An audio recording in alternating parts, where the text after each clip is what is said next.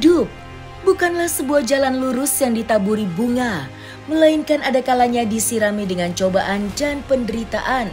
Itu juga yang dialami oleh aktor Irwansyah. Memiliki popularitas cukup mentereng di ranah hiburan, siapa sangka suami Zaskia Sungkar itu ikut terseret ke dalam permasalahan hukum yang cukup pelik yang menjerat adik kandungnya, Hafidz Fatur. Sejumlah aset Irwansyah bahkan terancam disita oleh pihak bank lantaran tindakan adiknya Hafidz yang telah memalsukan dokumen atas nama sang kakak.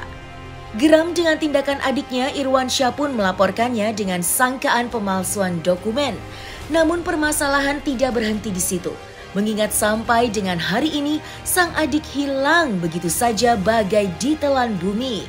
Hingga Kejaksaan Negeri Bogor mengumumkan status daftar pencarian orang alias DPO terhadap Hafidz lewat sosial media dengan mengunggah identitas adik kandung Irwansyah itu. Lantas seperti apakah reaksi Irwansyah usai mengetahui sang adik masuk dalam daftar pencarian orang? Dan benarkah Irwansyah sebagai kakak Hafidz akan dipanggil oleh pihak kejaksaan dalam waktu dekat?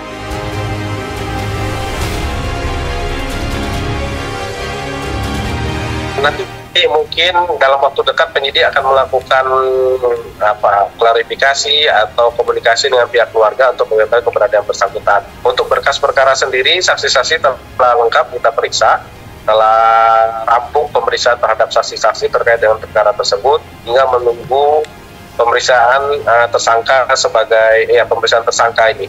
Dan apabila tersangka sudah diperiksa nantinya, mungkin berkas perkara akan segera dilimpahkan oleh penyidik kepada JPU untuk dilakukan penelitian secara formil dan material. Ya, Irwan kan keluarga Hafidz. Irwan tidak tahu. Saya sudah komunikasi sama adiknya yang bungsu sama Irwan. Mereka tidak tahu di mana Hafidz berada saat ini. Seperti yang saya sampaikan tadi, terakhir Irwan bertemu Hafidz itu 2019. Tidak ada pertemuan-pertemuan lagi. Sampai hari ini Hafidz ditetapkan sebagai DPO. Irwan sudah berupaya juga membantu pihak kejaksaan untuk mencari Hafidz di mana begitu, supaya dia tunduk proses hukum dan kooperatif terhadap proses hukum. Tapi apalah daya, Irwan tidak punya kompetensi untuk mendapatkan adiknya di mana.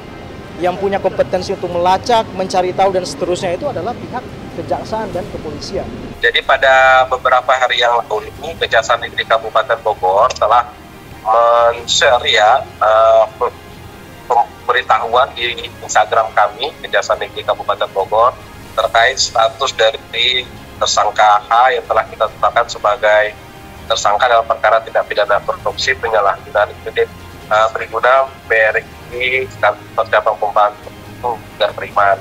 Hampir 1 tahun ini yang bersangkutan itu berdasarkan proses pencarian dan pelacakan kami, sampai sekarang yang bersangkutan belum kooperatif, belum datang ke kantor Kejaksaan Negeri Kabupaten Bogor. Masyarakat yang mengetahui tentang Hafidz bisa segera memberitahukan kepada kami penyidik Kejaksaan Negeri Kabupaten Bogor sehingga kami bisa melakukan upaya penjemputan paksa terhadap yang bersangkutan.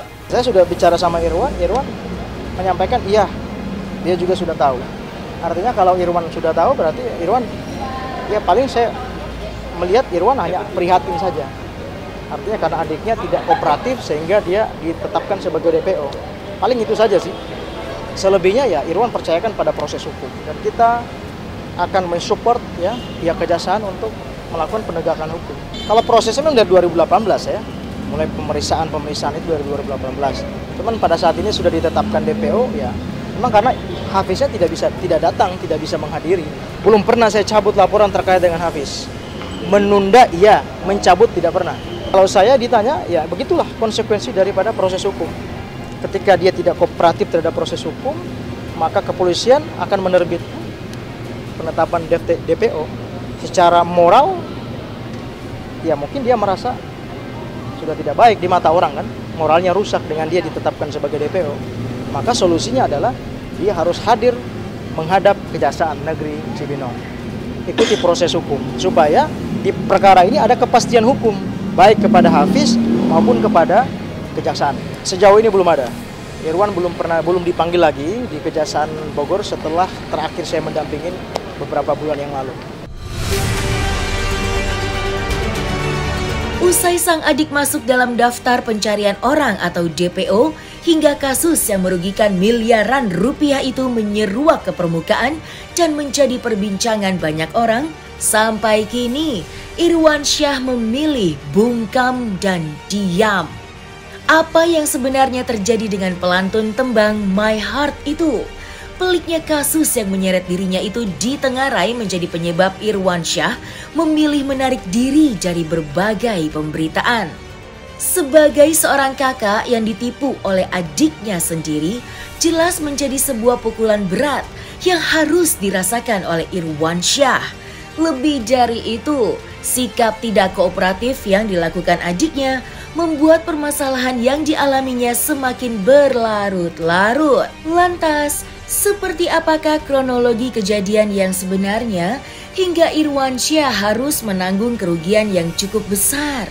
Dan benarkah Irwansyah siap berdamai dengan sang adik yang telah menusuknya dari belakang? Ya, jadi kan beberapa waktu yang lalu Irwan ini kan ada perumahan ya. Dia punya perumahan, dia punya klaster di daerah Tangerang Selatan. Memang di dalam klaster itu dia bekerja sama dengan Hafiz pada saat itu ya. Tapi ternyata belakangan hari Hafiz tanpa sepengetahuan Irwan, dia mengambil sertifikat rumah itu kemudian diagunkan ke bank. Yang mana proses agunan tersebut itu seolah-olah yang mengajukan adalah Irwansyah. Kenapa kita bisa tahu? Karena kita mendapatkan dokumen-dokumen itu dari banknya. Setelah bank mengirimkan tagihan-tagihan, dan kami merasa bahwa tagihan itu tidak benar karena Irwan tidak pernah mengajukan kredit. Akhirnya ditunjukkanlah dari pihak bank bahwa ini perjanjian kreditnya, ini permohonan kreditnya, dan segala macam ya, sebagai syarat-syarat perbankan. Setelah kami pelajari satu persatu dari dokumen-dokumen itu, ternyata ada dokumen-dokumen yang ditandatangani seolah-olah tanda tangan Irwan, atas nama Irwan dan Irwan yang bertanda tangan. Ternyata Irwan tidak pernah bertanda tangan. Nah, belakangan hari kita ketahui ternyata ini dilakukan oleh Hafiz. Nah, karena Irwan keberatan, tidak pernah mengajukan pinjaman ke bank, tapi ada surat tagihan dari bank, akhirnya Irwan memutuskan dan meminta saya untuk membuat laporan di Polres Jakarta Selatan. Dan kita laporkan pada saat itu Hafiz dengan pasal tentang pemalsuan surat. Dan akhirnya prosesnya berjalan.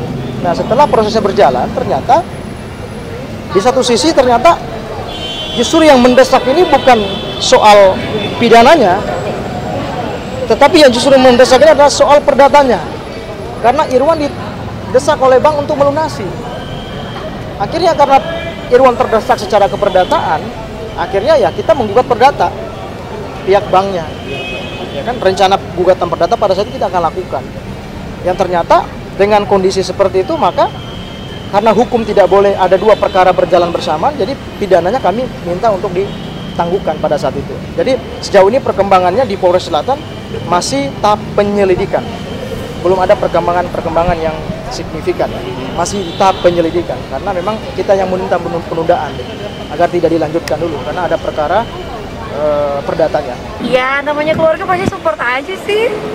Alhamdulillah merekanya sih ya sabar aja sih. Sekarang begini, secara kekeluargaan iya, karena dia adiknya.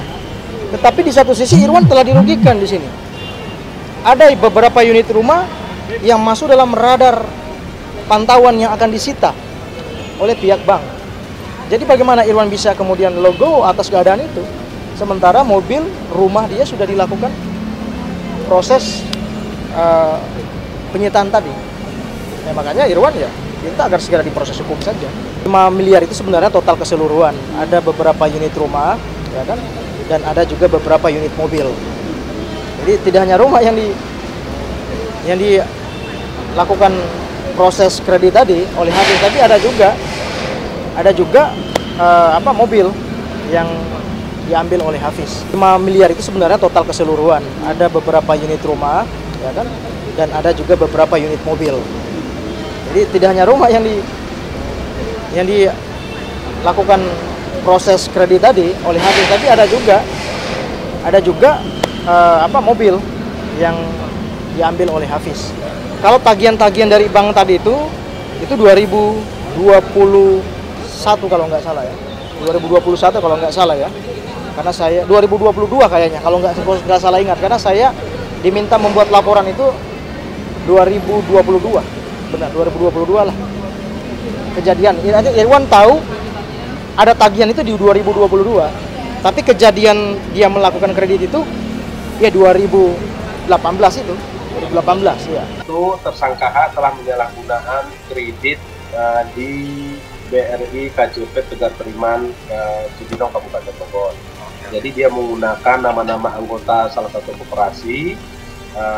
Setelah kredit tersebut cair, uang tersebut digunakan oleh tersangka H untuk kepentingan pribadi.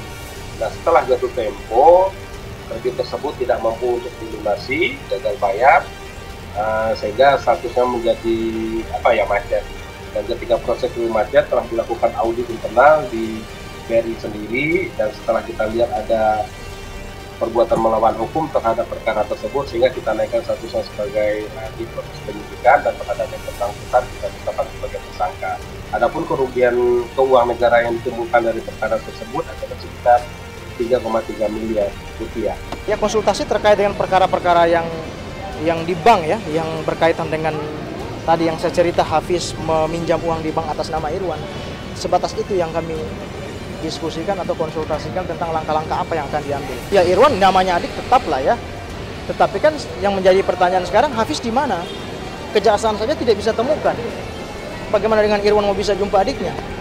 Tapi kalau misalkan Hafiz ditangkap oleh kejaksaan, ya Irwan pasti akan bertemu sama adiknya. Dia akan menanyakan, itu uang kau pakai buat apa? Dan mengapa kau tega memalsukan tanda tangan saya? Paling itu aja.